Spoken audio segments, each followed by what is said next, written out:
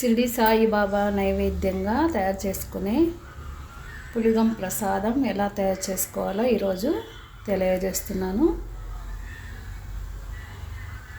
దీన్ని చాలా సులభంగా తయారు చేసుకోవచ్చు. ఈ ప్రసాదాన్ని ఎలా తయారు చేసుకోవాలో తెలుసుకుందాం రండి. ముందుగా స్టవ్ వెలిగించుకొని సిమ్లో ఉంచుకొని అర గ్లాసు పెసరపప్పుని దోరగా వేయించుకోవాలి. సిమ్లో ఉంచుకోవాలి.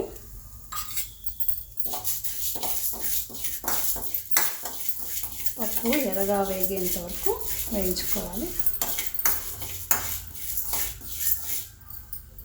పప్పు ఎర్రగా వేగిపోయింది. దీన్ని ఒక గిన్నెలో తీసుకుందాం.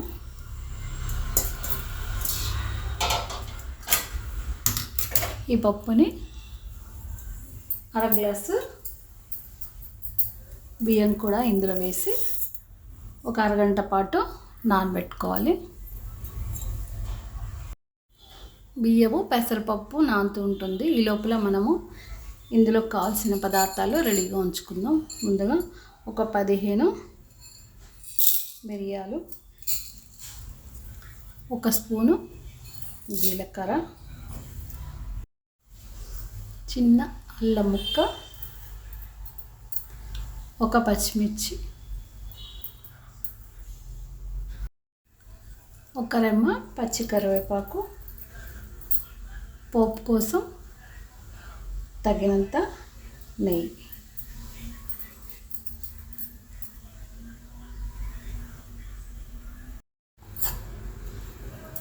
బియ్యాన్ని పప్పుని కుక్కర్లో వేసి ఒక 2 విజిల్ వచ్చేదాకా ఉడికించుకోవాలి.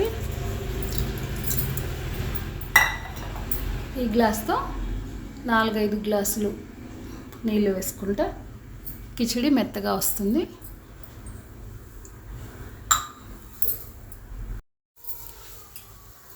పచ్చిమిర్చిని అల్లాన్ని చిన్నగా తరుక్కోవాలి.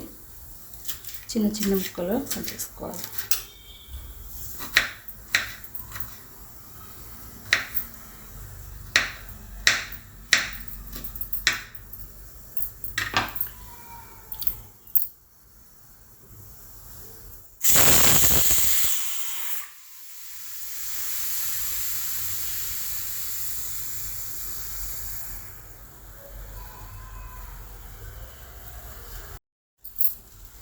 ఇప్పుడు స్టవ్ వెలిగించుకొని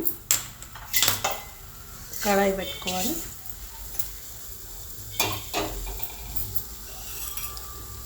ఇందులో తగినంత నెయ్యి వేసుకోవాలి.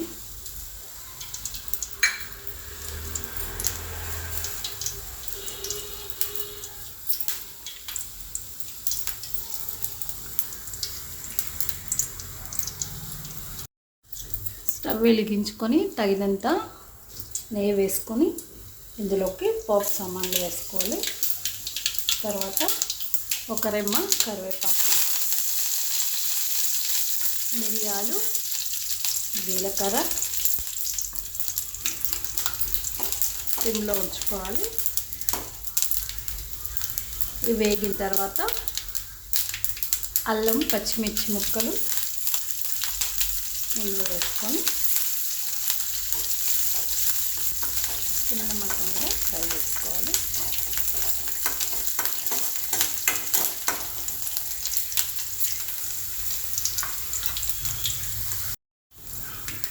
పోపు వేగిపోయింది. ఇప్పుడు ఇందులో ఉడికించి పెట్టుకున్న పెసరపప్పు బియ్యాన్ని ఇందులో వేసుకోవాలి.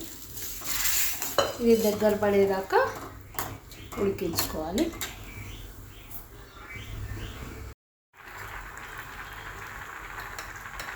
ఇందులోకి చిటికెడు పసుపు, తగినంత ఉప్పు కూడా వేసి బాగా కలుపుకోవాలి. మొత్తం దగ్గర పడేదాకా ఉడికించుకుంటే సరిపోతుంది. పులిగం ప్రసాదం రెడీ అయిపోయింది. సాయిబాబా గారికి ఎంతో ఇష్టమైన పులగం ప్రసాదం రెడీ అయిపోయింది. ఇది కొంచెం దగ్గర పడాలి.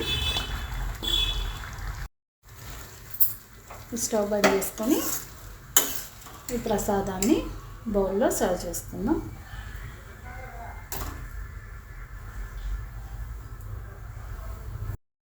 బాబా గారికి ఇష్టమైన పులగం ప్రసాదం రెడీ అయిపోయింది.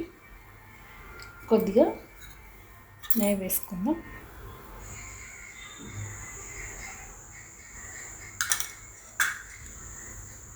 ఇంతే. చాలా రోజుల తర్వాత, అంటే చాలా గ్యాప్ వచ్చింది, సాయిబాబా ప్రసాదంతో మీ ముందుకు వస్తున్నాను. ఇకపై నుంచి మంచి మంచి వీడియోలు మన ఛానల్లో వస్తాయి. తప్పకుండా లైక్ చేసి షేర్ చేయండి మరియు సబ్స్క్రైబ్ చేసుకోండి. Thank you very much.